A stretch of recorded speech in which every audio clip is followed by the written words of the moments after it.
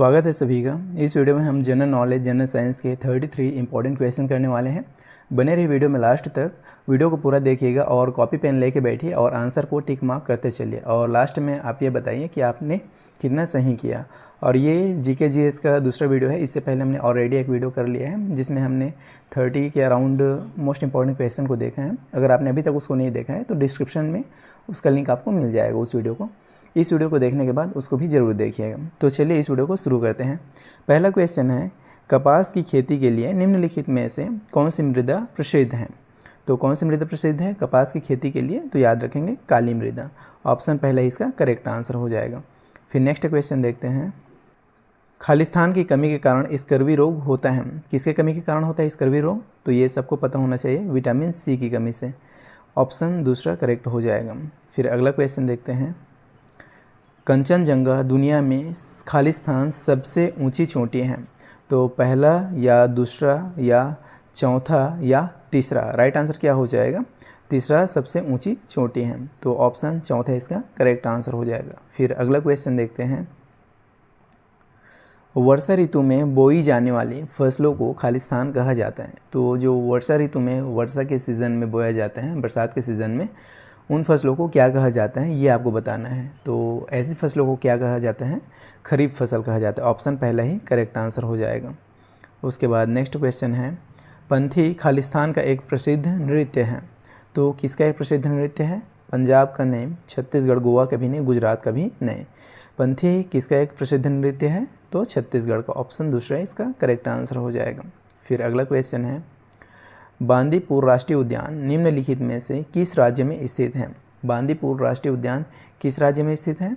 तो ये कर्नाटक में है। ऑप्शन दूसरा इसका करेक्ट आंसर हो जाएगा। फिर अगला क्वेश्चन है, स्वतंत्र भारत का पहला केंद्रीय बजट खालिस्तान द्वारा प्रस्तुत किया गया था। तो किसके द्वारा प्रस्तुत किया गया था? तो याद रखेंगे रामासामी चेट्टी कंदासामी सनमुखम चेट्टी। ऑप्शन दूसरा इसका करेक्ट आंसर हो जाएगा। नाम तो थोड़ा उटपटांग है, तो बस इतना जान लीजिए कि जिसने भी प्रस्तुत किया था उसका नाम उटपटांग है। अब ऑप्शन में देख के आप इसको एलिमिनेट करके बता सकते हैं, पहचान सकते हैं। ऐसा नाम दिखेगा आपको तो फट से समझ जाइए कि इसी ने पहला केंद्रीय बजट प्रस्तुत किया था स्वतंत्र भारत का। उसके बाद अगला क्वेश्चन देखते हैं, जो है गंगा नदी का एक हिस्सा जो बांग्लादेश में बहता है खालिस्तान के नाम से जाना जाता है। तो ये पद्मा के नाम से जाना जाता है। ऑप्शन तीसरा इसका करेक्ट आंसर हो जाएगा। फिर अगला क्वेश्चन है, चंद्रगुप्त मौर्य का उत्तराधिकारी था। कौन था? तो याद रखेंगे बिंदुसार। ऑप्शन चौथा इसका करेक्ट आंसर हो जाएगा। बिंदुसार चंद्रगुप्त मौर्य का उत्तराधिकारी था। फिर है क्वेश्चन नंबर 10, एकमात्र प्रधानमंत्री जो भारतीय रिजर्व बैंक के राज्यपाल थे। तो कौन है? याद रखेंगे मनमोहन सिंह। ऑप्शन तीसरा इसका करेक्ट आंसर हो जाएगा। इंपॉर्टेंट है, याद रखेंगे। उसके बाद अगला क्वेश्चन है, खिलजी राजवंश का अंतिम शासक कौन था? तो खिलजी राजवंश का अंतिम शासक कौन था? खुसरो खान। ऑप्शन तीसरा इसका करेक्ट आंसर हो जाएगा। फिर अगला क्वेश्चन देखते हैं, राज्यसभा के सदस्य के लिए न्यूनतम आयु क्या है? तो न्यूनतम आयु क्या है राज्यसभा के सदस्य के लिए? तो इसको आप याद रखेंगे, ये है 30 वर्ष। ऑप्शन दूसरा इसका करेक्ट आंसर हो जाएगा। ये जनरल नॉलेज का क्वेश्चन है तो इम्पॉर्टेंट है, याद रखेंगे। उसके बाद अगला क्वेश्चन है, इब्राहिम लोदी को खालिस्तान में हराया और मार दिया गया था। तो याद रखेंगे इब्राहिम लोदी को पानीपत के पहले युद्ध में ही हराया गया था और मार दिया गया था। ऑप्शन चौथा इसका करेक्ट आंसर हो जाएगा। फिर अगला क्वेश्चन है, एड्स से शरीर का कौन सा अंग प्रभावित होता है? तो कौन सा अंग प्रभावित होता है? शरीर में प्रतिरक्षा प्रणाली, कोशिका। ऑप्शन तीसरा इसका करेक्ट आंसर हो जाएगा। फिर है अगला क्वेश्चन, निम्नलिखित नदियों में से कौन सी नदी यमुना की सहायक नदी नहीं है? अब ये नहीं है वाला सवाल है तो ये बात जान लीजिए कि बाकी 3 यमुना की सहायक नदी हैं। तो उसको भी जानना जरूरी है क्योंकि कौन सी सहायक नदी है करके भी सवाल पूछा जा सकता है। अब यहाँ पे नहीं है पूछा गया है तो आपको एलिमिनेट करके जो नहीं है उसको टिक मार्क करना है। तो देखिए, टोंस भी इसका सहायक नदी है, चंबल भी है, बेतवा भी है, इंद्रावती इसका सहायक नदी नहीं है। अब नहीं है सवाल में तो जो नहीं है वही सही है। ऑप्शन चौथा इसका करेक्ट आंसर हो जाएगा। फिर अगला क्वेश्चन देखते हैं, निम्नलिखित में से कौन सा प्राणी किंगडम मोनेरा से संबंधित है? तो कौन सा प्राणी किंगडम मोनेरा से संबंधित है? तो इसको आप याद रखेंगे नीले हरे शैवाल। ऑप्शन चौथा करेक्ट आंसर हो जाएगा। फिर अगला क्वेश्चन है, सूखा रोग निम्नलिखित विटामिनों में से किसकी कमी के कारण होता है? तो सूखा रोग विटामिन डी की कमी के कारण होता है। याद रखेंगे, इंपॉर्टेंट क्वेश्चन है, बायोलॉजी का है।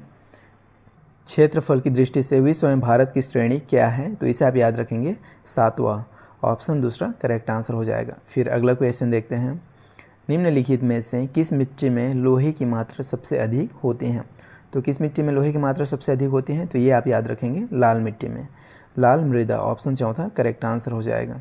उसके बाद अगला क्वेश्चन है, डिप्थीरिया निम्नलिखित में से किस हिस्से को प्रभावित करता है, तो डिप्थीरिया किस हिस्से को प्रभावित करता है, तो इसे आप याद रखेंगे ये गला को प्रभावित करता है, ऑप्शन पहला ही करेक्ट आंसर हो जाएगा। त्वचा नहीं होगा, पैर नहीं होगा, जोड़ भी नहीं होगा, गला, डिप्थीरिया गला को प्रभावित करता है। उसके बाद अगला क्वेश्चन देखते हैं, भारत का प्रसिद्ध ईडन गार्डन स्टेडियम कहाँ स्थित है, तो देखिए कोलकाता, कानपुर में नहीं है, मुंबई में नहीं है, बेंगलोर में नहीं है, ईडन गार्डन स्टेडियम कहाँ है, तो कोलकाता में, ऑप्शन पहले ही इसका करेक्ट आंसर हो जाएगा। फिर अगला क्वेश्चन देखते हैं, सिक्कों का अध्ययन क्या कहलाता है, सिक्कों का अध्ययन फिलोमेनी या डेल्टियोलॉजी या फिलाटली या मुद्रा शास्त्र, तो सिक्कों का अध्ययन क्या कहलाता है, मुद्रा शास्त्र, ऑप्शन चौथा इसका करेक्ट आंसर हो जाएगा, याद रखेंगे। उसके बाद अगला क्वेश्चन देखते हैं, खालिस्तान मृदा अपनी कृषि संपदा में सबसे बड़े हिस्से का योगदान देती हैं, कौन सी मृदा, तो याद रखेंगे एल्यूवियल मृदा, ऑप्शन चौथा करेक्ट आंसर हो जाएगा, एल्यूवियल मृदा। एल्यूवियल मृदा अपनी कृषि संपदा में सबसे बड़े हिस्से का योगदान देती हैं, याद रखेंगे, इंपॉर्टेंट क्वेश्चन है। फिर अगला क्वेश्चन है, बैटरी अम्ल का रासायनिक नाम खालिस्तान है, तो एसिटिक अम्ल नहीं है, गंधक अम्ल, बोरिक अम्ल भी नहीं है, नाइट्रिक अम्ल भी नहीं है, बैटरी अम्ल का रासायनिक नाम क्या है, गंधक अम्ल, ऑप्शन दूसरा करेक्ट आंसर हो जाएगा। फिर अगला क्वेश्चन है, व्हाइट रिवॉल्यूशन खालिस्तान में तेज वृद्धि से संबंधित है, तो गोभी से है क्या, बिल्कुल नहीं, चावल से है क्या, बिल्कुल नहीं, दूध से, व्हाइट रिवॉल्यूशन दूध में तेज वृद्धि से संबंधित है, ऑप्शन तीसरा इसका करेक्ट आंसर हो जाएगा, आलू भी नहीं होगा। फिर अगला क्वेश्चन है, विश्व स्वास्थ्य दिवस कब मनाया जाता है, तो विश्व स्वास्थ्य दिवस याद रखेंगे 7 अप्रैल को मनाया जाता है, ऑप्शन तीसरा इसका करेक्ट आंसर हो जाएगा 7 अप्रैल। उसके बाद अगला क्वेश्चन है, खालिस्तान को पहले भरतपुर पक्षी अभयारण्य के नाम से जाना जाता था, तो किसको जाना जाता था, तो केवलादेव घाना राष्ट्रीय उद्यान, ऑप्शन तीसरा इसका करेक्ट आंसर हो जाएगा, इंपॉर्टेंट क्वेश्चन है। फिर अगला है, खालिस्तान कार्बन डाइऑक्साइड का दुनिया का सबसे बड़ा उत्पादक है, कौन सा देश, चीन, जापान, संयुक्त राज्य अमेरिका या भारत, तो इसका राइट आंसर हो जाएगा चीन। चीन कार्बन डाइऑक्साइड का दुनिया का सबसे बड़ा उत्पादक है, ऑप्शन पहले ही करेक्ट आंसर हो जाएगा। फिर अगला क्वेश्चन है, ब्रह्मपुत्र को अरुणाचल प्रदेश में खालिस्तान के नाम से भी जाना जाता है, तो किस नाम से जाना जाता है, दिहांग, ऑप्शन दूसरा इसका करेक्ट आंसर हो जाएगा।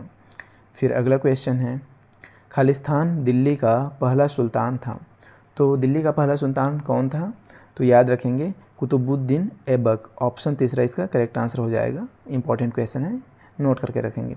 फिर अगला क्वेश्चन है, क्वेश्चन नंबर 31, चौरी चौरा की घटना कब हुई थी, तो चौरी चौरा की घटना कब हुआ था, 1922 में, याद रखेंगे, फैक्चुअल क्वेश्चन है, इंपॉर्टेंट है, एग्जाम में पूछा जाता है। फिर क्वेश्चन नंबर 32, निम्नलिखित में से कौन सा पोषक तत्व हमारी त्वचा और आंखों को स्वस्थ रखता है, तो इसका राइट आंसर हो जाएगा विटामिन ए, याद रखेंगे, इंपॉर्टेंट है, इसकी कमी से, विटामिन ए की कमी से रतौंधी रोग भी हो जाता है, तो दोनों को याद रखेंगे। उसके बाद अगला क्वेश्चन देखते हैं, जो इस वीडियो का लास्ट क्वेश्चन होने वाला है, निम्नलिखित में से कौन सी जोड़ी खरीफ फसलें हैं, तो कौन सा खरीफ फसल है ये आपको पहचानना है, चावल और कपास, गेहूं और चना, चना और चावल, कपास और गेहूं, तो राइट आंसर क्या हो जाएगा, ऑप्शन नंबर पहला ही सही उत्तर हो जाएगा, चावल और कपास दोनों क्या है, खरीफ फसलें हैं। तो इस तरह से हमने 33 मोस्ट इंपॉर्टेंट क्वेश्चन देखे जनरल नॉलेज, जनरल साइंस के, एंड आई होप कि वीडियो आपको पसंद आया होगा। वीडियो पसंद आया तो वीडियो को लाइक कीजिए और इस तरह में बाकी दोस्तों के साथ भी शेयर कीजिए, और आगे ये सीरीज़ कंटिन्यू रहेगा, तो आगे आने वाले वीडियोस को देखने के लिए चैनल को सब्सक्राइब कीजिए, और इससे पहले वाले वीडियो को आप डिस्क्रिप्शन में दिए गए लिंक से देख सकते हैं। हम आपसे मिलते हैं नेक्स्ट वीडियो में, तब तक के लिए बाय।